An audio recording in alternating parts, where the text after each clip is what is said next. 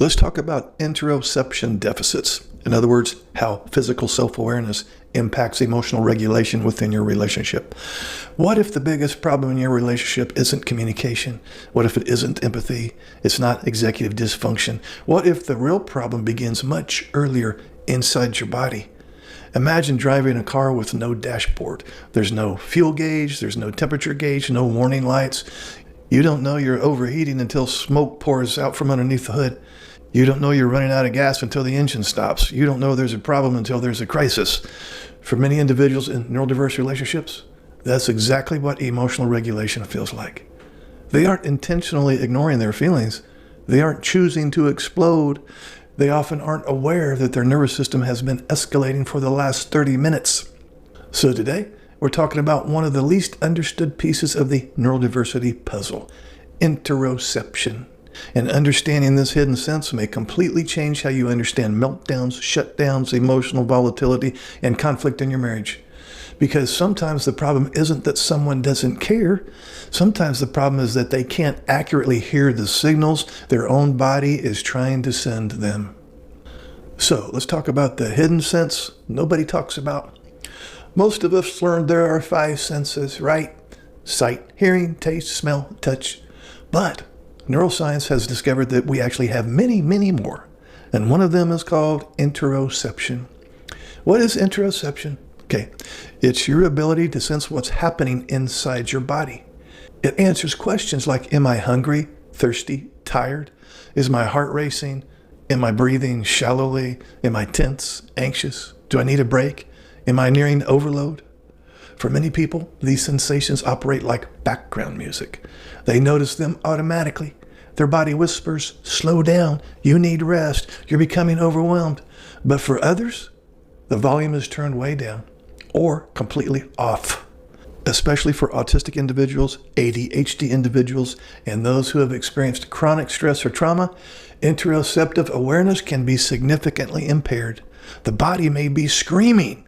The person hears silence until suddenly everything falls apart, and now we have the meltdown. So let's talk about the mystery of the out-of-nowhere meltdown. Have you ever heard this? Well, we were having a perfectly normal conversation, and then he just exploded. I didn't see it coming. It came out of nowhere. I don't understand how we got here. Okay, well, from the neurotypical partner's perspective, the escalation appears sudden, as if it just dropped out from the sky. But from a nervous system perspective, it wasn't sudden at all. The body had been escalating. Heart rate was slowly increasing.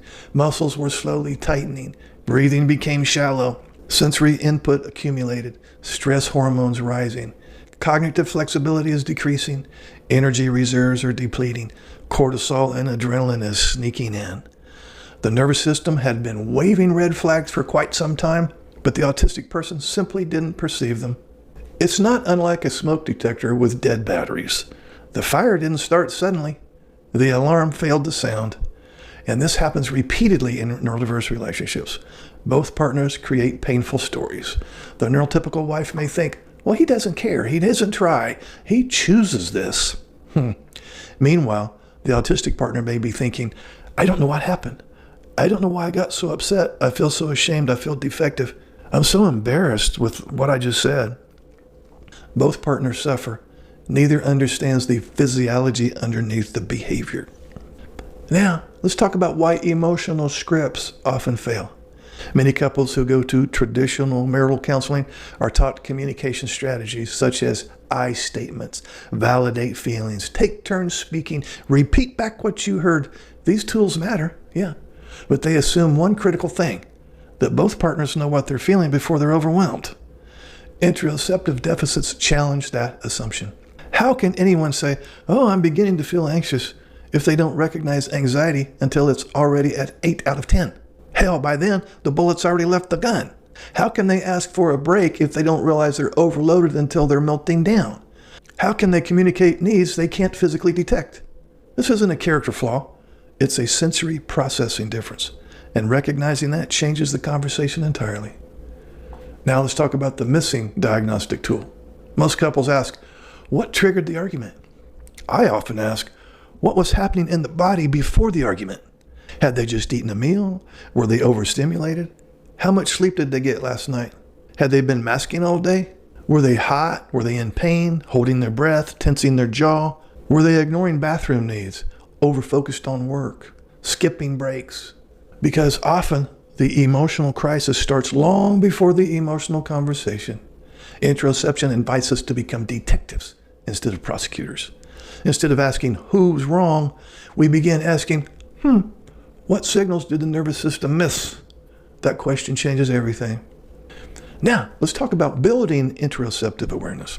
The beautiful thing about interoception is this: it can improve.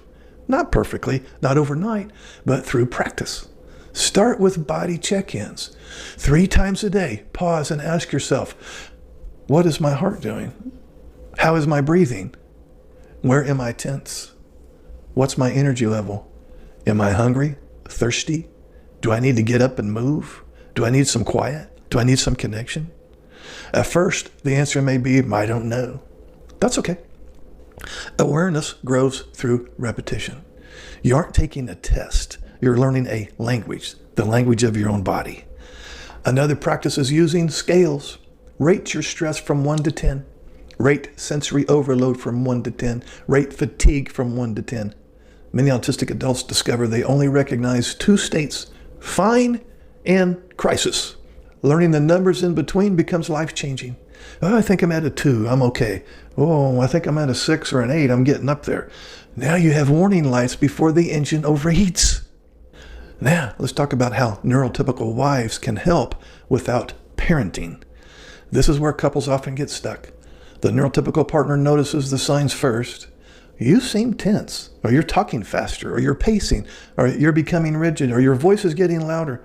But here's the challenge. If these observations come across as criticism, the autistic partner may experience shame or defensiveness.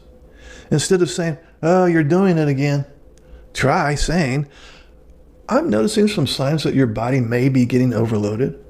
What are you noticing inside yourself right now? Instead of saying, well, you need to calm down, try, would it help us to pause and check in? Instead of saying, well, you're overreacting again, you can say, I care more about protecting our connection than finishing this conversation right now. You're becoming teammates against nervous system overload, not opponents trying to win an argument. That distinction is profound. Now, let's look at connection stops before collision. One of the most powerful interventions I teach couples is what I call a connection stop. A connection stop isn't avoidance, it's prevention. It's recognizing that our nervous systems are moving outside the window of regulation right now. Before continuing, we ask, have we eaten? Do we need water? Do we need movement? Do we need quiet? Do we need 20 minutes apart? Do we need sensory reduction? Do we need co-regulation? The goal isn't to stop conflict forever. The goal is to stop discussing emotionally loaded topics while the brain is losing access to empathy, flexibility, and problem solving. Because the body always wins. I said the body always wins. When survival circuitry activates, relationship skills disappear. Now, I want to talk to those of you out there who may be carrying some shame. If you're listening to this and realizing, oh my God, this is me, I want you to hear this very clearly. You're not defective or flawed. You're not being manipulative. You're not a bad partner. You've simply been trying to navigate relationships without access to one of the body's most important information systems. And if you're the partner who has been hurt by meltdowns, your pain matters too. Understanding physiology doesn't erase accountability, but it does create compassion. And compassion says, we can understand why this happened while still working to prevent it. Accountability and understanding can coexist. Now, I want to talk about going from physical blindness to emotional connection. You've heard of emotions blindness. You've heard of mind blindness. Today we've been talking about physical blindness. Interoception may be one of the missing links in your neurodiverse marriage because emotional regulation doesn't begin with emotions. It begins with sensations, a tightening chest, a clenched jaw, a racing heart, shallow breathing, heavy eyes, restless legs, a tight neck. An overstimulated nervous system is whispering, I need help. When those whispers go unheard, connection stops. Arguments escalate, meltdowns emerge. But when we learn to listen, we teach ourselves the language of the body. Those whispers become invitations. Invitations to rest.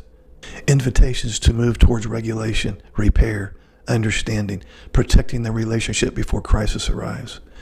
You don't have to wait until the engine catches fire. You can learn to notice the warning lights. And when two partners learn to notice them together, we're now talking about co-regulation. And that's where emotional safety becomes possible. Not because conflict necessarily disappears, but because connection becomes stronger than overload. And guess what? That's where healing truly begins. Now, if this resonates with your experience, I'd love to hear from you. Do you tend to notice your body's warning signs early? Or do you only realize you're overwhelmed after you've already reached your breaking point? Do you catch that tightness in your chest? Or do you go ahead and get defensive and go off on somebody and then regret it later?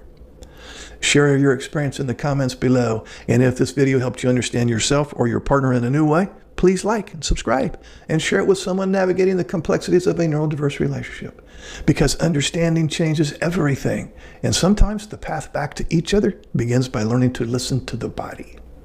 I'll see you in the next video. Would you like to schedule a paid private coaching session?